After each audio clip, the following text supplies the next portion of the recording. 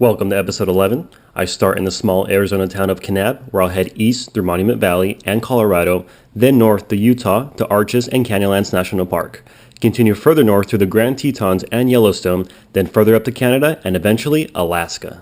I start by visiting the cool site of the Glen Horseshoe Canyon, followed by a journey into the earth through some Navajo slot canyons.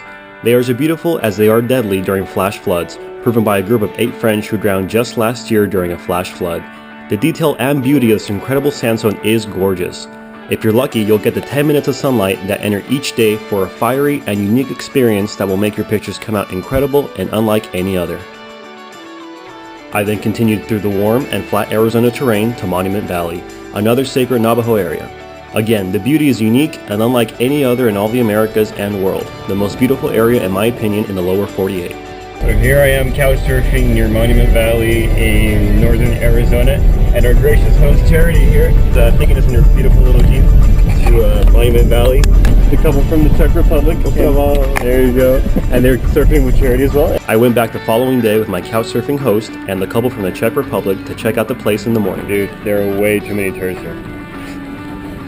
Kind of ruins the whole thing. Talk about your typical tourist. So here's another example of a tourist trap, in this case an American tourist trap, or in this case a Navajo tourist trap is welcome to the Four Corners USA. This is where the 4 states of Colorado, Arizona, New Mexico, and Utah meet, and you gotta pay like $5 to the tribe to get in, so that's another $5 I'm not spending just to step on an imaginary line. So here I was just doing nothing, and this biker comes up to me and he sees my stuff and he says, "What an amazing thing you're doing, great trip." I talked to him a few minutes, and he gives me $80. He just gives me $80 out of the blue. He says, "I love the way you're traveling, I love what you're doing, keep it up," and he gave me $80. So that comes to show you the amazing generosity of just random people all over the world. It was an enlightening experience. I hope everybody gets that experience at some point in their life. So what's the big difference between Latin America and the United States is that when there's traffic jams like this, there's police and stuff that will cite you if you go around them or to the front of the line, which in Latin America you can do without an issue, and even the police encourage it because it helps move smooth traffic out. So not in the States, strict laws and stuff people got to follow. There's a difference for you. I then made my way east to Colorado through the eeriest, most burnt area I've ever seen. It was an amazing contrast to see life and death separated by a black and yellow road. So welcome to the Mesa Verde ruins in southwestern Colorado. As you can see, they're pretty well kept and not much is reconstructed. It's all pretty much original. They have it's pretty nice. It's you can kind of walk around freely and enjoy the area, and even have a nice little place called the Kiva downstairs, where it's about 10 degrees cooler than it is up here above ground, which is kind of cool. They used to use it for ceremonies, and the ruins are pretty cool. And here are the original cliff dwellers. There's many more in New Mexico for those who are around the area. I then headed to the largest ruins with a mandatory tour guide, as I'm sure they don't like people roaming around alone to climb and destroy these already old and fragile structures. The experience of being in such a vast and powerful place was a delightful and enlightening moment. One of my goals this trip is to not stay in any hotel, either couch surfing or camping or whatever, but no hotels, just to see if I can do it. And unfortunately last night I came at a huge price. It wasn't fun when the sprinklers came on at 2 in the morning, stopped at 3 in the morning. It wasn't fun when a bunch of trailers came by, I dropped off a bunch of merchandise, trailers parked and turned on, turned off, honking, people coming in and out like crazy. So I guess that's what I get for camping out at Walmart. Orange chicken with orange juice, the breakfast of champions. Welcome to the Hole in the Rock in Utah. It's kind of cool, kind of creepy, kind of neat. This place is nothing more than a rock with a hole and a bunch of old junk, which around these parts are very common, perhaps from the days of the Old West. I, however, finally solved the mystery of Bigfoot and found it. Who knew Bigfoot was in the hole in the wall in Utah? I continued onward to Arches National Park, where the largest concentration of arches in the world is located, along with other unique towers of sandstone and rock that are very unique and take thousands and thousands of years to erode into their present state. Entrance over there with a circle, and there's another arch over there that is the double arch, they say, and it's also in the movie Indiana Jones. Dun, dun, dun, dun. That's right, Indiana Jones again. Da, da, da, da, da, da, da. Okay, I'll stop now. So I think one of the more adventurous hikes in Arches National Park, is not the most adventurous, is getting to the Double O Loop.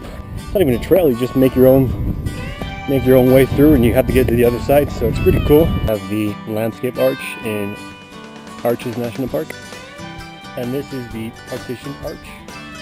This is called the Navajo Arch. And finally, this is the Double O Arch. So I just saved you about 4 hours of hiking. You're welcome. So guess what I find at the Delicate Arch? It's our wonderful friends from the Cycle Again, my theory of small yet big world. There's everybody waiting for the pictures. Because lighting is the most important thing in photography, everybody waited till sundown, where it's a crazy experience to have everyone yell at each other to move out of the way of the arch for the picture. Up next was Canyonlands National Park. I highly recommend to try the off-road White Rim Trail, which will completely blow your mind with the beautiful danger as you'll drive through the rim of the Grand Canyon all the way down. And if you see my Facebook profile picture and wondered how I take so many of my amazing shots, here's an example. I have 10 seconds to run and make it happen. But the results are an epic, mind-blowing Facebook profile picture I'll have for life. Extreme and scary. But comes out with a good picture though. So again, another aspect of traveling of the bike is you gotta change the oil every 2,500 to 3,000 miles. And here I am somewhere in Utah doing what I call a Chacon field change, oil change, just because it's quite literally in the middle of nowhere. There's an RV park, nobody around, and that's the way I like it. That way I can do whatever I want. I've been to Walmart parking lots and stuff before, and I got in trouble for that, so I guess we'll do it here, huh? So, welcome to Aspen, Wyoming, in the middle of nowhere, and welcome to the world's largest Elkhorn Arch.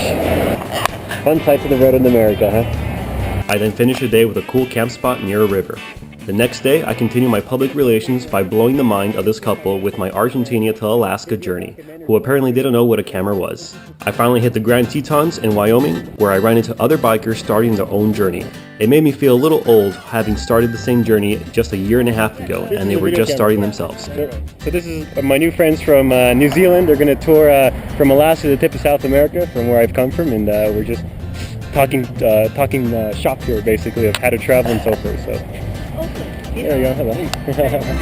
Woo! I saw a cool sign, so I pulled over, so I could say I was at the Continental Divide. I had some delicious food for lunch and headed to the most geothermic active area on Earth, Yellowstone, where you'll see amazing geysers do their thing, but you'll have to deal with 1,000+ people watching the same thing. It makes traffic unbearable, almost like Disney World on crack. You'll also run into the bison from far and up close and personal. I just hate it when you're driving and that damn buffalo just gets in the way. And you wonder why these bison or the cousins went extinct. They just sit there and just look at you. I wonder if they shot them all to extinction.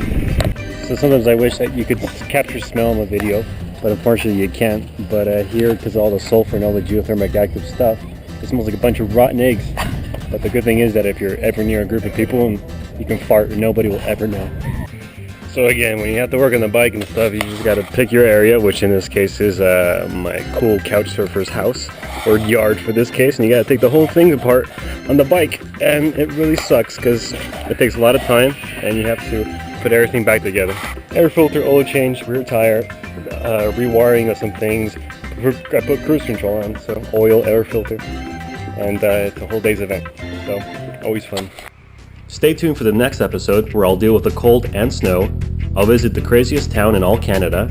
I'll dance and celebrate myself all the way to Alaska. I'll reach the Arctic Circle, run out of gas, experience the most amazing sunset of the trip along with the Aurora Borealis, and I'll defy all odds and everyone's predictions of not being able to make it over the frozen pass and mountains to make it to the top of Alaska and the Arctic Ocean in my most amazing moment of glory and achievement as the last rider of the year to Prudhoe Bay.